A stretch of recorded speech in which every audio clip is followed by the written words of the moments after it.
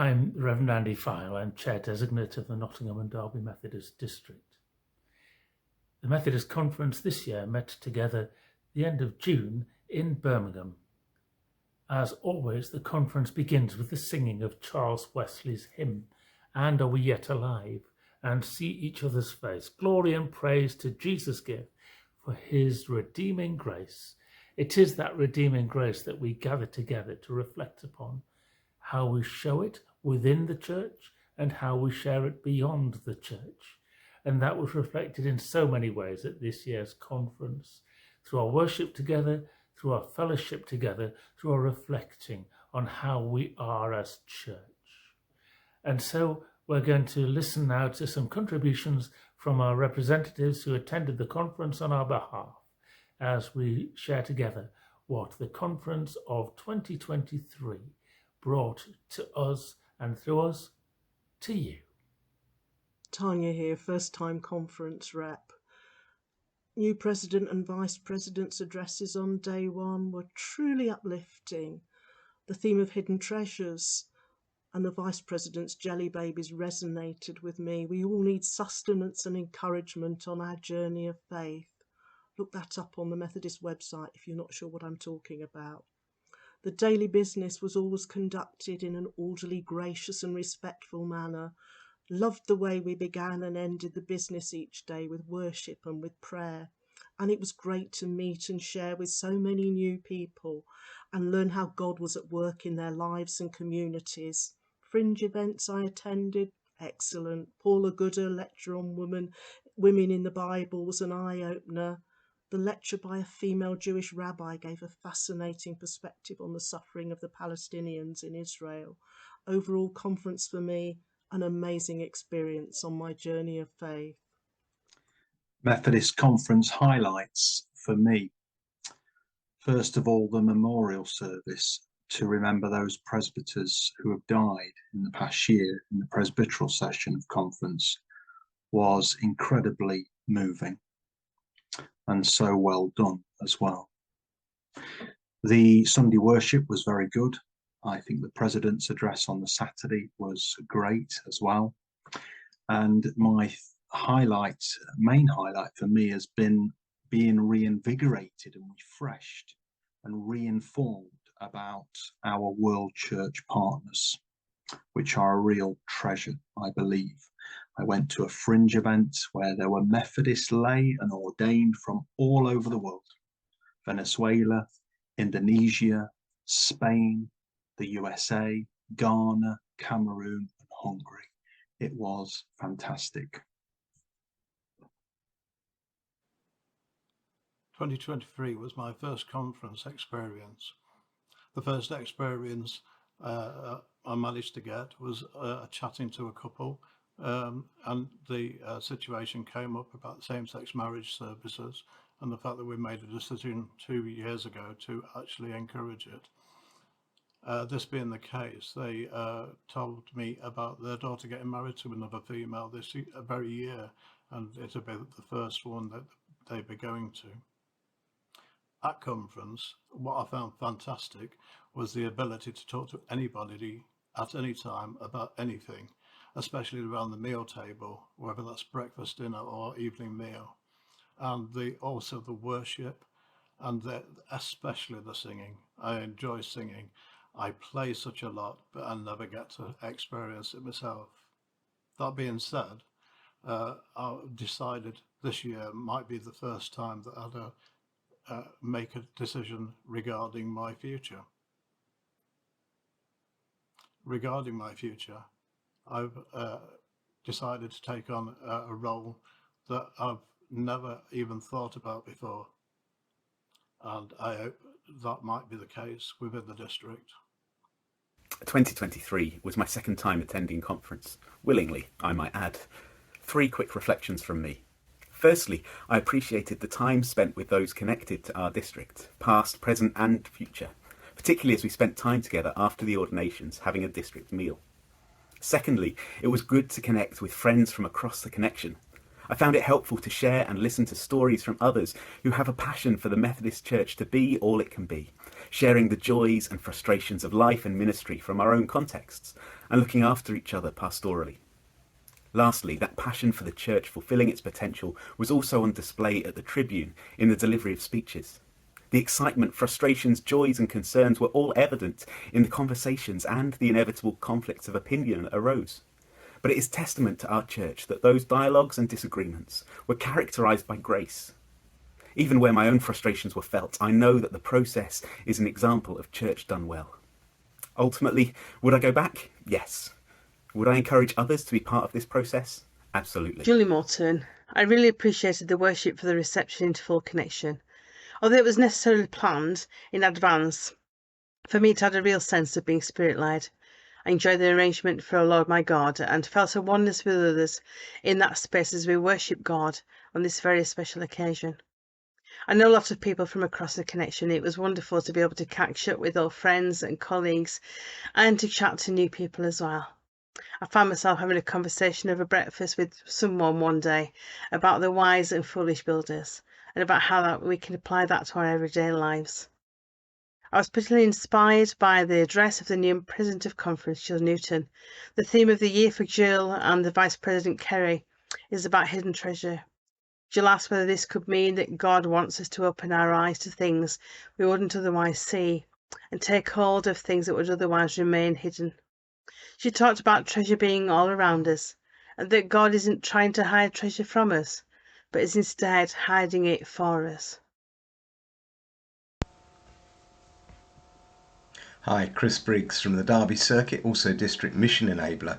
Some of the highlights of conference for me were the fact that we had a buddy that we looked after from Hong Kong, Reverend Man Ling, and she was great, and it was super to share with her about what's happening in Hong Kong, and she was eager to learn about what was happening here at conference. The ordination service for presbyters at Coventry Cathedral on Conference Sunday was fantastic. Brilliant to be there, marvellous to see people being ordained, and also what an amazing organ that thundered through the cathedral. It was good to see online church looked at, and the connection and conference trying to develop its thinking about online church. There's more work to be done, I am sure. The stationing review is timely, I believe. Maybe it should have happened some time ago, but people are asked to contribute comments. Please do if you have any. And the membership report, it wasn't pretty reading. We haven't made much progress, but we look forward to God continuing to be at work through our mission. Hello, I'm Jane from Middleover Methodist Church, and this was my first time attending the Methodist Conference. At the time of reflecting on the conference, Wimbledon was about to start, and as a tennis fan, love all seemed to be a good way to sum up much of what was covered during the conference. Many of the reports and initiatives were focused on including all. A highlight for me from this conference was the ordination service at Coventry Cathedral. It was a privilege to be part of that and seeing people give their lives to the Lord's work. The business of the conference was very informative. There were many reports. I found some of them interesting. I found some irritating, but it was good to hear feedback on all of those and to gain a greater understanding of how the Methodist Church works, how it is structured, how policies and decisions are made. It was a privilege to be part of the team from this district to attend the conference this year. Thank you. It is always a privilege to attend the Methodist Conference and to play a part in the conferring that takes place as we look to the future of the Methodist Church in Britain. As usual, a very long agenda had many words in it and some fascinating reports. But the one that jumped out at me was the one reviewing the authorisations criteria for who could preside at the Holy Communion.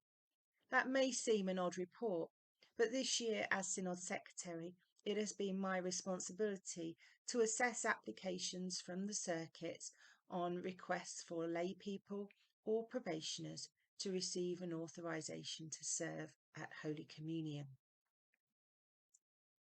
We had to be able to prove in the past that there was a level of deprivation. This didn't sound very positive, and I was really pleased, therefore, and felt my heart warmed as I read this report reviewing the criteria and taking away this unique deprivation level, which is really interesting to try and calculate, and instead replacing it with a missional criteria. Wesley says that communion is one of the means of grace, an opportunity where we can meet with God. And so surely, as part of the mission of the lives of our churches, we would want to give this opportunity as often as possible. So I look forward to receiving lots of missional applications in the coming months from our circuits. Alongside the business of conference, there are also the fringe events.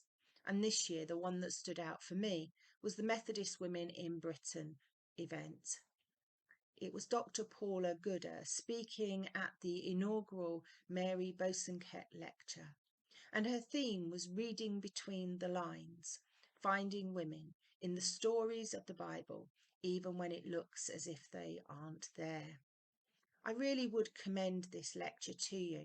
It was very accessible. It's available on YouTube, and it would be an opportunity for local preachers and worship leader meetings to reflect on what they might be sharing week by week in the pulpits. But whether you're a minister, a circuit steward, a member of a church in the Nottingham and Derby district, this lecture is really accessible, and I am absolutely certain will encourage you to read the Bible and notice things that are not in the words. All in all, it was once again a pleasure and a privilege to serve the district at conference, and I really would encourage you to consider offering in future years. Well, thank you for watching our reflections as those who were members of the conference this year. I wonder what reflections have stood out to you, what impression you have of the Methodist Conference from having seen the reflections of our representatives. Do go away and think and pray about what you've heard, the things that stay with you in your mind. Remember the conference in all its conferring and decision-making as it seeks to lead us all as the people called Methodist to a flourishing future as we share the good news of God in Christ. As we conclude conference each year, we sing another Wesley hymn, a hymn which reminds us of the God who is always with us, the God who will never let us go as we follow in his way. Captain of Israel's host and guide of all who seek the land above, beneath your shadow we abide, the cloud of your protecting love, our strength, your grace, our rule, your word, our end, the glory of the Lord. By your unerring spirit led, we shall not in the desert stray, we shall not full direction need, nor miss our providential way, as far from danger as from fear, while love, almighty love is near. So I wonder where the conference will gather in 2024.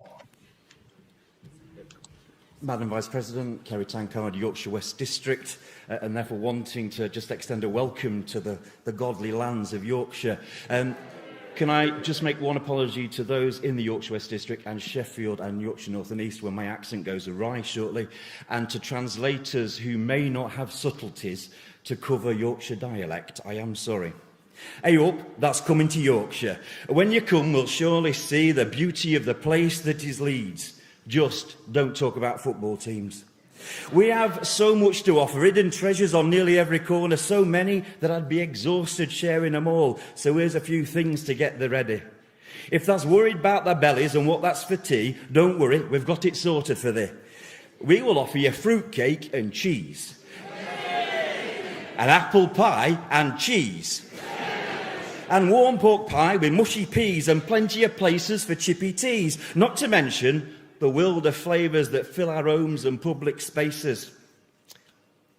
And when you come to us, we'll give you a pudding, a Yorkshire pudding, which is in fact a starter, a dinner and a pudding, which you can eat at dinner or later at tea. That is tea, not supper, to the southerners. We might on occasion say there's reet, but we're not afraid to tell you that there's not. For we are the land where a shovel's a shovel and rhubarb comes from a special triangle. and where there's a small town called Slowett, which is written Slaithwaite. We are global and we are local and we are so very colourful. We are the great land of Yorkshire, God's own county, and as welcome to visit us. We've the Edrow, the Brudenell O2 and the Arena, galleries in the bellies of buildings, one of which was the Tetley's Brewery. We are the home to Northern Monk, their refectory offering what Methodists don't drink. But if your missional desire rises higher, then come to Sanctuary, where you'll not hear a choir, but can rest with people who desire your goodness, your kindness, your belonging, and your activist longing, taking shape in the next act of giving. Thus welcome to Yorkshire, the land of God's leisure, where she walks in the garden of hills and forgotten factories, among people of colours more varied than rainbows, and are as queer as out you've ever mentioned. Thus welcomed to Yorkshire. See you next year in Leeds.